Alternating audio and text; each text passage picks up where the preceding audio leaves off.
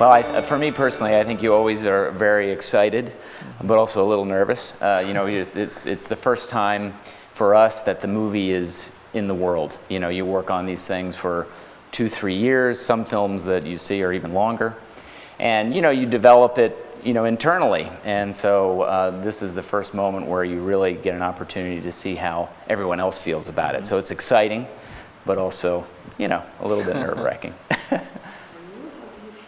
Well, yes, excited. I think that especially this crowd, there are so many artists and animators and people in the industry. It's such a good crowd for it, but it's there's a little bit of nervousness, but I think we're excited for the world to see it for the first time. So.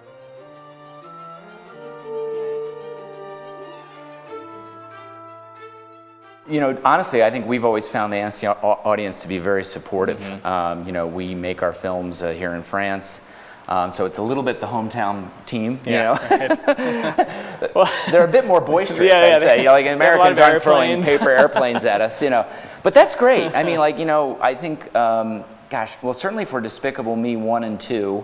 I can't remember the Lorax, to be honest. And this film, the first time anyone has seen it, it's been here at Annecy, and so it's always given, certainly Despicable Me 1 and 2, like kind of a great launch. Yeah. Because you're like, wow, okay, that was a lot of fun, and it was embraced. So I think it's great. Oh, I mean, it's so wonderful. It's there, as we've been saying, the enthusiasm of the crowd and having that launch to sort of the first time that the audience sees the film to really propel all the other screenings that we're going to have throughout the world is a wonderful thing, and this audience is definitely that wind up for the rest of the world. So. Well, the idea started with Chris Meledandri, who's the producer and the head of Illumination Entertainment, and it literally started as that question. But at the end of the day, we went for something that we felt a bit more relatable as a storyline for pet owners, as a way to sort of start this idea. But from that, we had to build the characters, make the decisions of what characters we'd focus on, build the story. So from that in some ways, the concept was so big, it was difficult to find, okay, what story do we want to tell within that, and how do we introduce the audience to this world? So that's kind of how it started. So it started with a sentence, and then we sort of had to build from there.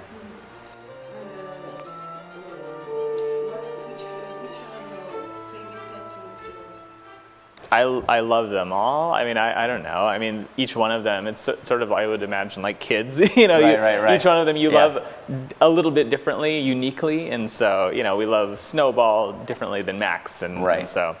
I would say, just to add on to that, for me personally, one of the things we tried to do with the movie was not just tell a story about dogs, which a lot of films obviously have done in the past. We wanted to include all pets. We right now have a little Pomeranian. Like Gidget, except that she's black and she's named Mimi. And actually working on this film, my wife and my daughter were like, we want a dog, and I was like, we live in an apartment, and I was very resistant. But I have to say, for me, conjuring up the memories of my own dog that I had when I was about my daughter's age, was one of the things that definitely softened my stance against the dog. And so, we've gotten her, and it's been a great addition to our lives. And before that, in our apartment, we had guinea pigs, and the one guinea pig, Norman, in the movie is based on our own guinea pig and our own experiences with him when he escaped one day. And so, but all of us, the animators, everybody drew on their own experiences and their own memories of pets they've had or have, or friends that have had animals. And that was a big part of the process, and was a lot of fun, actually. I'd have to say Snowball, is a hard one to beat. Although, there are other ones. But he, given the voice, certainly in the English-speaking version with Kevin Hart, and the fact that voice is coming out of this little tiny bunny, was just a lot of fun. But that said, I think that the animators, a couple other characters I'd cite would be Pops, the old dog in the wheelchair, and Gidget, the little Pomeranian. That kind of combination of the voice, but also the animators. You can always tell, like animators, there are characters that they grab onto, and they're like, ooh, I've got an idea for that, and it's sort of, certainly the old dog with the wheels was so distinct that there was a lot, you could do with that. And sometimes the characters that are a little bit more distinct, I guess, or the side characters in some ways sometimes can be more fun because they're more of a caricature. Yeah, and you can, they're not driving the story as much, so you can have a little bit more fun with them and Right. a little bit more comic relief, I guess. Yeah. So. I think that we hope that it reaffirms their love of their animals, and it sort of is a story that at the end of the day is about our relationship with these animals in our lives.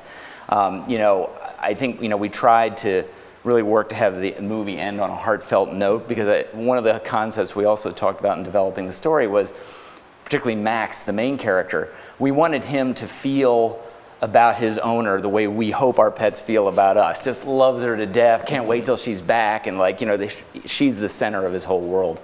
And so reaffirming those ideas, and so hopefully the audience at the end recognizes their own animal in the film, and it sort of reaffirms and the their love they relationship, have. right?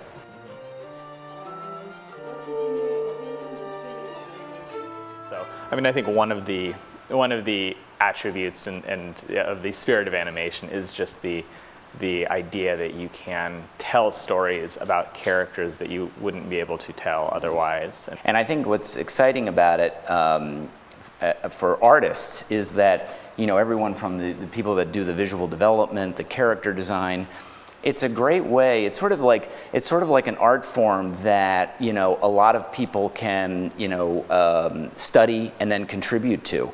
If you think about art through history and painting and everything, I feel like in some ways animation is this, because it's not photography. It's an illustrative medium, a graphic medium that all these artists this is a place to go and to sort of fulfill their vision, which is exciting.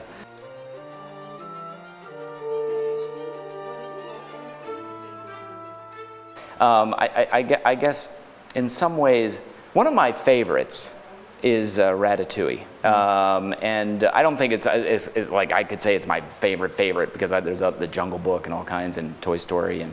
But I will say that with Ratatouille, we watch it every year during the rentrée when my family comes back from the United. They go away for the summer.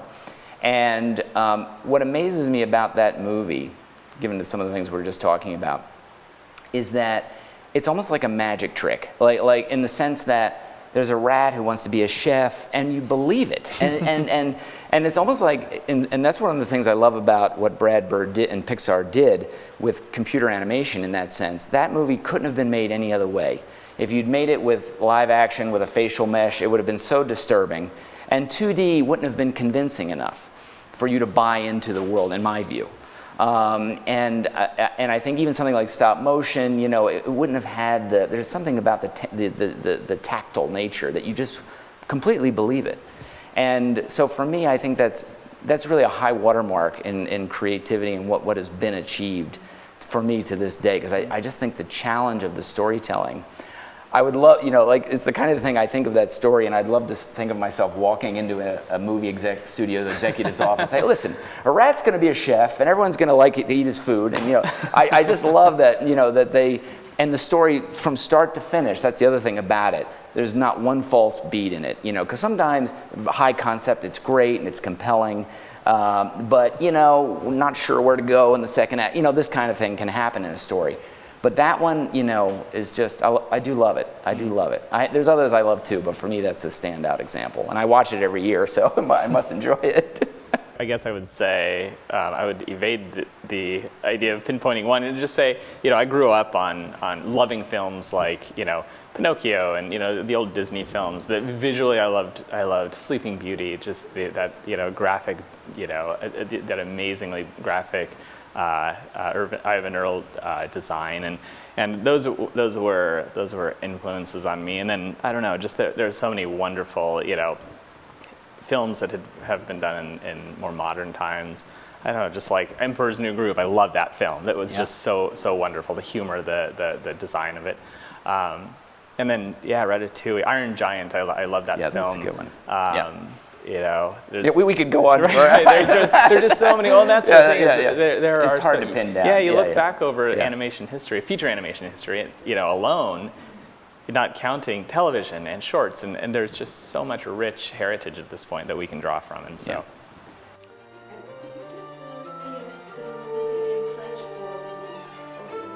Sure. Je suis très fier d'être ici à Annecy. C'est parfait?